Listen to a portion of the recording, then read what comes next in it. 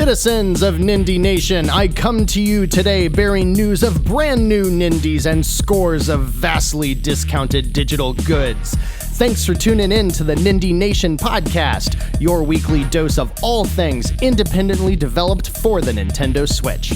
I'm Jeff, and today we're discussing all of the new Nindies releasing on the eShop from August 22nd through August 29th. Afterwards, we'll dig through the weekly eShop sales and make sure that you're all aware of the games discounted and well worth your hard-earned Switch bucks.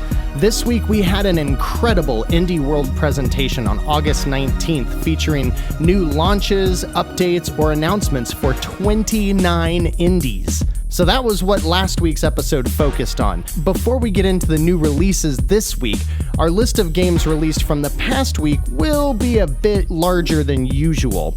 But before we get into all of that, allow me to remind you that we're brought to you by the Nintendo Village, a group of Nintendo-obsessed content creators featuring reviews, discussions, a great community, and shows like the Nintendo Hypecast and P-Myth Gaming, as well as yours truly, Nindie Nation. Check us out at thenintendovillage.com. Also, don't forget to check out the Nindie Nation YouTube channel, where this week we published a brand new Let's Play Nindies for Gravekeeper. It's a funny little title by Forever Entertainment, and around the time this podcast publishes, there should be another Let's Play Nindies for Rad, the new game and last indie from Double Fine, and every Nindie Nation podcast episode, including this week's Indie World special, is published on YouTube, complete with footage of the Nindie games that we discussed. So check us out on YouTube and join the discussion on Twitter at Nindie Nation. As you're aware, moving at the speed of Nindie means sometimes games get dropped onto the eShop with very little notice. So before we get into the new releases, let's see what launched on the eShop this past week. Over the last week, we had a lot of titles, starting with It'll Do by Ludosity. It's a $9.99 quirky 2D puzzle platformer that has seen a lot of releases on previous platforms. The Vasara Collection by Cubite Interactive is a $10 collection of two classic arcade shoot-'em-ups, or shmups, coming to North America for the very first time. Rogue Singularity, developed by launched for $14.99 and is a 3D-based obstacle platformer game. Think of the Mario 3D games where you don't have your special abilities, but you have to just rely on running, jumping, and platforming through those special levels. It looks a lot like a bunch of that. Cryo Gear for $19.99 launched by Polarity Flow, which is a single guy, Adrian Zing, and is a classic Metroidvania with graphics reminiscent of Cosmic Star Heroine or The Mummy Demastered that adds RPG systems into the mix. Also, we got The Vanishing of Ethan Carter, which is an award-winning first-person adventure by The Astronauts, and it finally launched on the Switch this past week for only $20. Don't miss this one if you like these style of games. However, it is cheaper and or was free at one point on just about every other platform. So if you can, you might want to check those areas first. Please Teach Me Onidari Shogi by Onidari is an $8 creepy game of shogi, the Chinese board game, mixed with some kind of dating simulator where you date barely legal Japanese girls who use actual photos of young girls. And I don't know why the hell this stuff is on the eShop. Edna and Harvey, Harvey's New Eyes, is a new game from Deadlick Entertainment, who I haven't seen popped up on the eShop in a while since they last released games like Shift Happens and the hilariously named Holy Potatoes, We're in Space? You play as a little girl lost in her imagination and navigate a first-person adventure similar to Ethan Carter. It also launched for $15. And then PC Building Simulator came out last week and is exactly what it sounds like. It launched from Irregular Corporation for 10% off its regular $20 price tag. This is a very deep and actually well-received simulator about, well, you guessed it, building the most epic PC you can. From shopping for parts, from actually all of the brands that PC builders would know, running benchmarks, modifying, upgrading, setting up all aspects of your PC. It actually looks like a pretty fun time if that's a hobby that you're into, and definitely a great way to show off how much of a nerd you are. No hate for that, by the way. I recently bought a PC, so I'm in that camp too, guys. Gravity Duck by Wobblyware and Ratalaika is $3.99, which is 20% off, and is a 2D platformer where, again, you're a duck that controls gravity as you navigate 2D trap-filled screens. I really liked their last game, Daggerhood, so I think if you liked that, or you're into Devious Dungeon or anything like that, these are the kind of Ratalaika games that I frankly love the best. A Node by Kitty Face Software is a $4 Tetris-like game where you create links across the falling puzzle pieces and then you detonate a bomb to clear them out. Duck Life Battle, what's with all the duck games? Normally we get a bunch of cat games. Anyways, Duck Life Battle by Wix Games launches for $5, and it's a mini-game collection with 25 different physical challenges about ducks that want to not only compete, but I guess also kill each other? It doesn't look violent, it looks really cartoony, but okay. Far Lone Sails by Mixed Vision is a dark cinematic platformer similar to Limbo or Inside. I've seen this game get a lot of press over the last week. Seems like a lot of people like it. It's about you and your strange flying machine spaceship thing navigating an expansive nothingness, trying to find your way home. It launched this week for $14.99, and it looks really interesting. It has a really neat art style. You've already heard that SuperHot launched this week, but yes, SuperHot by the SuperHot team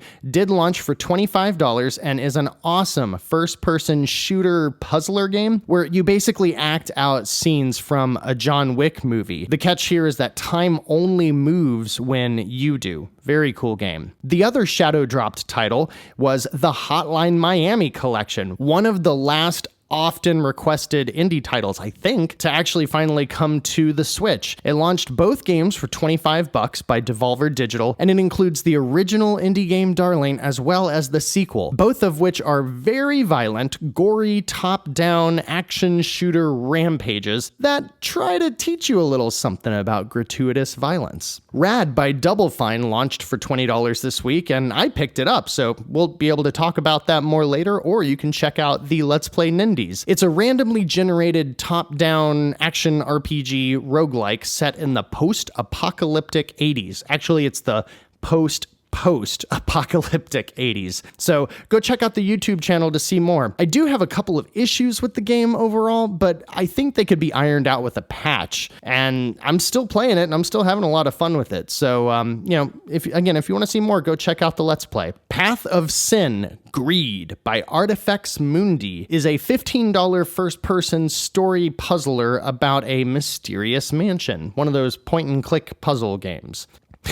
Milkmaid of the Milky Way by Machine Boy launched for $6 and is an award-winning rhyming adventure game about a milkmaid in 1920s Norway who stumbles upon an alien spacecraft. Interesting. And finally, the last of the titles that have already launched is Lines Infinite by Nestor Yavorsky, and it launched for half off at 99 cents and is a number link puzzle game with 99 pre-built levels and an endless random level generator. But those are just the games that came out in the last week, so let's talk about what's coming out in the week ahead, starting at August 23rd and going through August 30th.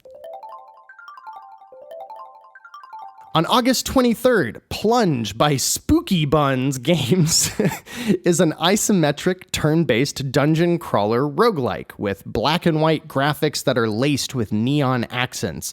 It looks like a straight out of the Commodore 64 era style game, and it launches for $7.99. Gurgamoth by Quantum Astro Guild is a competitive multiplayer game for $9.99 that pits you and your 4 friends into a 2D battlefield where you fly around dodging the level hazards like saws and swinging things and stuff while trying to trick your opponents into falling for the level's traps. Looks very hectic. Looks like a lot of fun for a bunch of people sitting around on a couch. Mecha Bolt by Ratalaika Games launches for $5 and is a classic 2D action platformer that calls back to the original Mega Man series, although it looks like it has a little bit more of a 16-bit art style. On August 27th, Whipsy and the Lost Atlas by Blowfish Studios is also a classic 2D action platformer, and honestly, it looks like Kirby fell into Super Mario World. This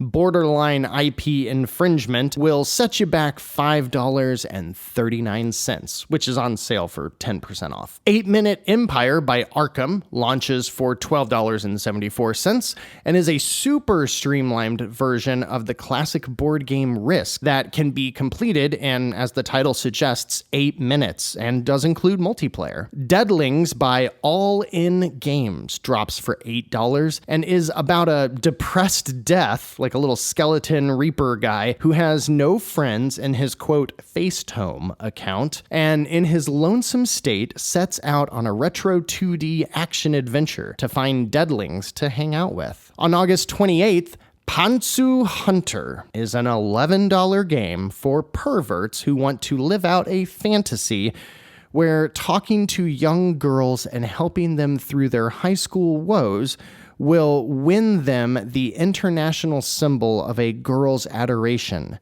their panties. I can't believe I just said panties on this podcast.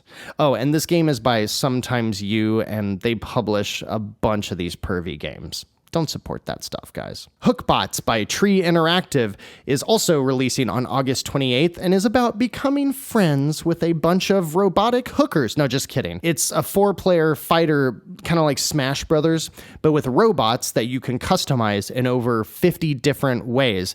And it has a really nice polished 16-bit aesthetic. Honestly, 16-bit robot Smash Brothers looks pretty cool for $20. Air Memories of Old, spelled A-E-R, also by Deadlick, is another $20 game. This one is about turning into a bird and exploring this beautiful, vibrant, low-poly world of floating islands. It looks like it's mostly just like exploring, finding a new land, collecting the things, but looks very relaxing. Heave Ho by Devolver Digital is their latest 4-player party game. This one you're trying not to fall off the level, but you're trying to also knock off your opponents with crazy stretched out hands that can be used to either save yourself by grabbing onto ledges or to fling your friends to their doom, and it launches for $8.99. Agent A Puzzle in Disguise by Yak, is a $13.49 point-and-click adventure game that takes place in an animated 60s spy movie.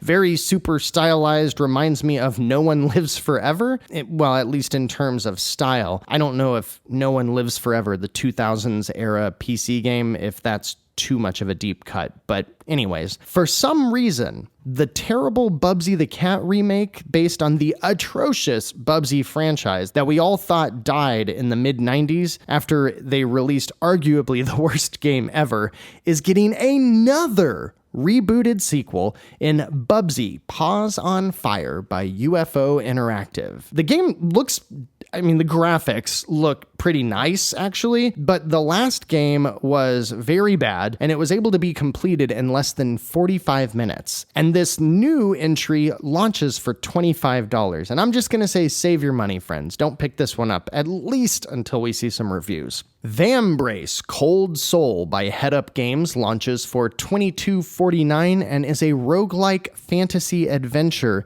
that reminds me a lot of Darkest Dungeon. You're going down into dungeons and areas like that in a medieval fantasy theme, but the battle screen has like the static pictures up there, and you can have all kinds of ailments inflicted on you, and there's permadeath and things like that. Looks a lot like Darkest Dungeon, but in like medieval times. Grand Prix Shooter is a pretty sweet looking 2D shooter or shoot 'em up or shmup by Intra Games that drops for $9.99. Brunch Club is an overcooked ripoff built in first person where you and up to 3 other players must make brunch for friends and customers. Really, it looks like it is supposed to be a VR game. The combination of the low quality graphics and the likely motion controls, just based on the videos I've seen, really giving me 2009 Wii shovelware chills all over again. But hey, it's $11.59 if you want to take a stab at it. Also on August 29th, we get Omen Exidio Plague by Forever Entertainment. It claims to be horrifying, but every single screenshot of the game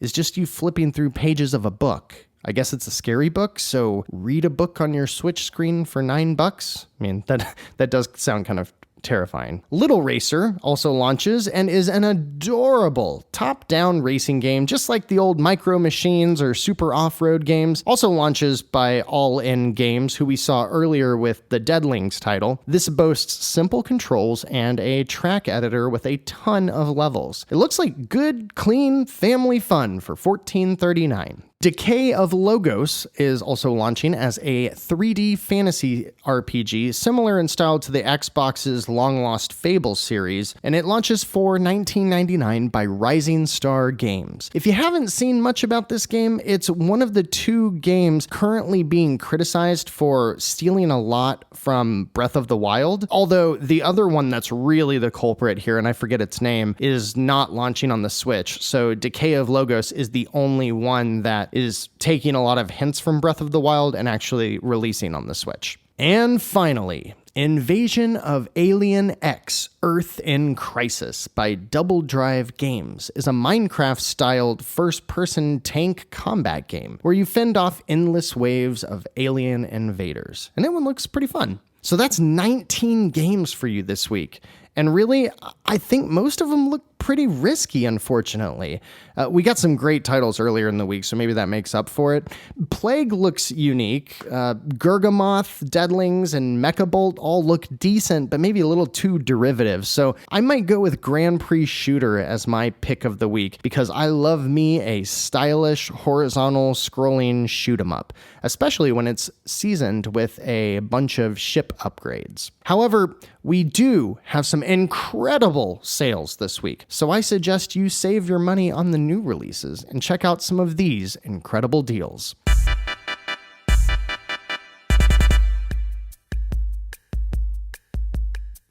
Currently on sale on the Nintendo eShop for the Nintendo Switch through at least September 3rd, so you've got at least a week to pick these up. We have a couple of themed sales that, oh man, I really would recommend every single title that I'm about to read off, especially at the prices they are at. Supergiant is the developer of Transistor and Bastion and the upcoming Hades title, which I don't know if that one's launching on Switch. Their games are up to 80% off right now, and they are both must-haves. Transistor is $3.99 and Bastion is $2.99. At the very least, every owner of a Nintendo Switch should play Bastion. That game is in fact, most of the Supergiant games are kind of top-down action RPGs, but they know how to tell a story and make a soundtrack like nobody else. Also, the SteamWorld series is on sale, and we've seen this a few times, but right now the prices are stellar. SteamWorld Dig 1 is $2.99, and I am actually at the last boss right now playing through that game myself, and it is a lot like the second one. It's not quite as good as SteamWorld Dig 2, but it's a fantastic game. It's much shorter, a little bit simpler, not quite as many mobility-style upgrades, but it's kind of a roguelike. It's all about digging down to the bottom of the earth, and there's a little story over it, bunch of cute little robots. The entire SteamWorld series is wonderful. So SteamWorld Dig 1 is $2.99, SteamWorld Dig 2 is $9.99, and SteamWorld Heist Ultimate Edition, which is the tactical RPG variant of the SteamWorld series, is $5.99. All three of those games are absolutely incredible. A couple of my personal favorites, Devious Dungeon 1 and 2 by Ratalaika Games, are $4.79 and $5.59 respectively. These are roguelike action games, very simple, 8-bit style. I have a lot of fun with them. They're kind of mindless games, but I do recommend at least the first one. The second, I'm not so hot on, but the first one's a great title. Also, Drinkbox Studios is putting all of their games on sale too. You can pick up Guacamelee 1 for $7.49 and Guacamelee 2's Ultimate Edition for $9.99. Both of those, buy them. They are incredible Metroidvania 2D side-scrolling titles that are really focused on a combat system rather than guns and things like that. Also, their first-person dungeon crawler Severed is currently on sale, also for $7.49. And their title from way back at the PlayStation Vita's launch, Tales from Space When Mutant Blobs Attack, is $6.99. That one's a little different than a lot of their other titles. It's a 2D puzzle platformer. I personally didn't care for it, but it got really good reviews, so that's a me problem. In addition, we have a title that I just recently learned about called SuperBeat Xonic, Xonic, and it is currently 89 cents. It's a rhythm-based game that plays kind of like a Tempest, where you're pressing buttons that are coming at the screen in time, but you're using the triggers and the analog sticks and the buttons on the screen. If you're a fan of rhythm games, pick this one up. At 89 cents, I was blown away with the quality of the title for that price. It's usually, I think, $20 or $30. So I bought it. I've put a little bit of time into it. I'm going to go back to it. If you like rhythm games, get SuperBeat Xonic. We also have The Walking Vegetables for $2.59, top-down twin-stick shooter roguelike. It reminds me of Zombies Ate My Neighbors back from the Super Nintendo and Genesis days. Really fun title that we got a few months ago and I had a lot of fun with. Also, we get Coffee Crisis for $3.33. It's a retro throwback action brawler with roguelike elements and a really awesome metal soundtrack. Take a look at the videos, a trailer for it. If you're watching the YouTube video, I've got a trailer up right now, but this is a great title, and at $3.33, it's a great deal. Finally, we get Wolverblade and Velocity 2X for $7.99 each. Both of these are fantastic games. Wolverblade is a 2D brawler that reminds me of Golden Axe or Streets of Rage or some of those games, but it looks much more like a Golden Axe, like the medieval style fantasy. And Velocity 2X is an awesome vertical shooter mixed with a Metroidvania title, and both of these are well worth your time. Velocity 2X is